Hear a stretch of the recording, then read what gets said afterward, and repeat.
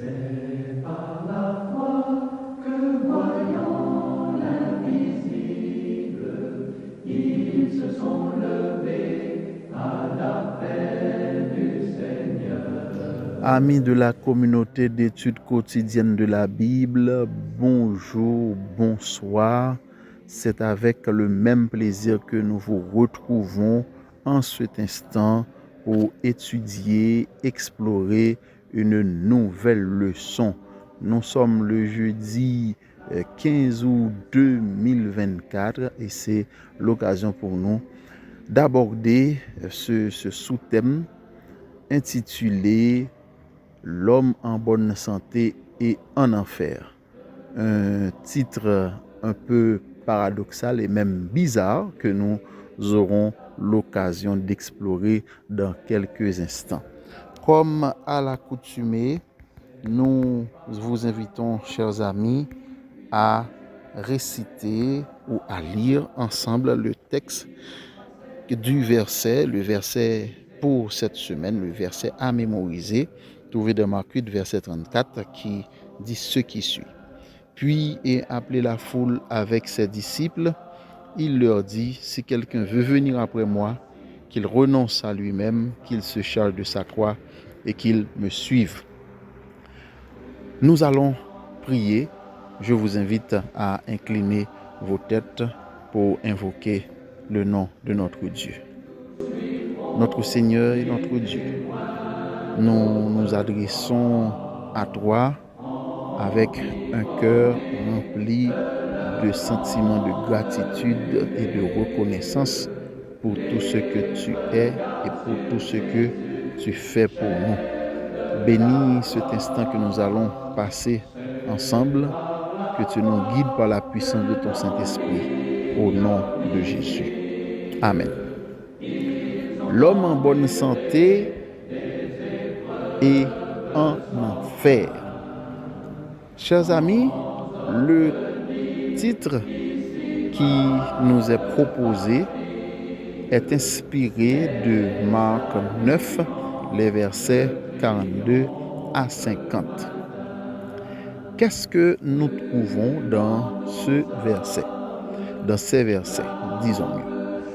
Dans Marc 9, versets 42 à 50, nous retrouvons Jésus dans un cadre, dans un contexte où il s'adresse à ses disciples, mais aussi à un auditoire beaucoup plus large. Car en ce moment de la vie de Jésus, Jésus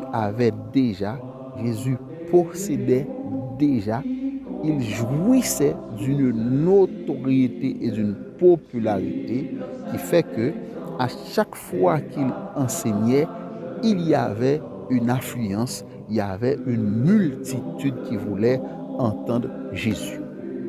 En fait, dans ce cadre, dans cette situation que les passages de Marc 9, des versets 42 à 50 nous présentent, Marc nous présente Jésus qui s'adresse, comme nous l'avons dit, à ses disciples et qui exagère parce que Jésus déclare à plusieurs reprises que si vous devez faire un choix entre entrer dans la vie éternelle avec un œil et entrer dans la géhenne avec deux yeux, il serait mieux, selon Jésus,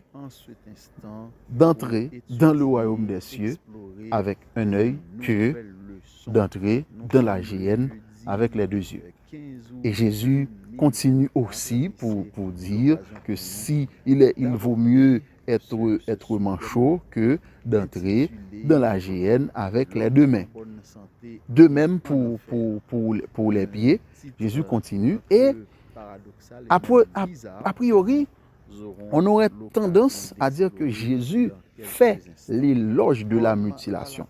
Donc, le premier point qui doit attirer notre attention dans ce texte et la vérité que nous devons établir, c'est que, en réalité, Jésus n'est pas en train de faire l'éloge de la mutilation, mais Jésus utilise de préférence une figure de style qu'on appelle l'hyperbole. L'hyperbole, par définition, c'est une figure de style qui consiste à exagérer une réalité pour mieux faire passer une idée, pour mettre en relief une idée, pour faire un impact, pour avoir un impact beaucoup plus grand. Donc, dans le texte qui nous est soumis, qui est soumis à notre appréciation, lorsque Jésus nous dit que si votre pied ou votre main est pour vous une occasion de chute, vaut mieux vous en débarrasser, Jésus met l'accent sur le fait que le péché est un danger qu'il faut éviter. Il faut éviter à tout prix de pécher parce que le péché conduit à la mort éternelle. Donc l'enseignement de Jésus dans Marc 9, les versets 42 à 50, c'est un enseignement qui est particulier car Jésus utilise l'exagération pour mieux faire passer son message. Et Jésus va conclure son enseignement pour démontrer surtout à ses disciples et à son auditoire que l'homme ou la femme qui choisit de suivre, d'observer la parole de Dieu, c'est quelqu'un qui joue le rôle de sel. C'est comme un sel, c'est une sorte de métaphore.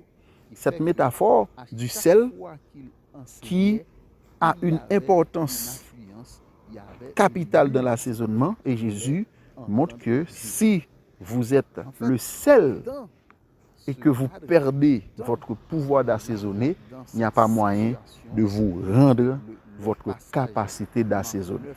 Donc, chers amis, deux choses à retenir dans cette leçon. D'abord, que Jésus ne fait pas l'éloge de la mutilation, mais Jésus exagère. Jésus utilise une stratégie de communication pour mieux faire passer son message. Et deuxièmement, Jésus met en garde contre le péché, car il sait que le péché conduit à la mort éternelle. Chers amis, demandons à Dieu de nous fournir, de nous accorder la force nécessaire par la puissance de son Saint-Esprit afin que nous puissions être en mesure d'appliquer sa parole dans notre vie de chaque jour. Prions. Notre Seigneur et notre Dieu, merci pour ce moment passé dans l'étude de ta parole. Continue, Seigneur, de nous enseigner et donne-nous la force de pratiquer ces conseils dans notre vie. Au nom de Jésus. Jésus continue Amen. aussi pour dire que si il vaut mieux être manchot que d'entrer dans la rivière avec les deux mains. De même pour les pieds, Jésus continue. Et a priori, on aurait tendance à dire que Jésus fait l'éloge de la mutilation. Donc, le premier point qui doit attirer notre attention dans ce texte,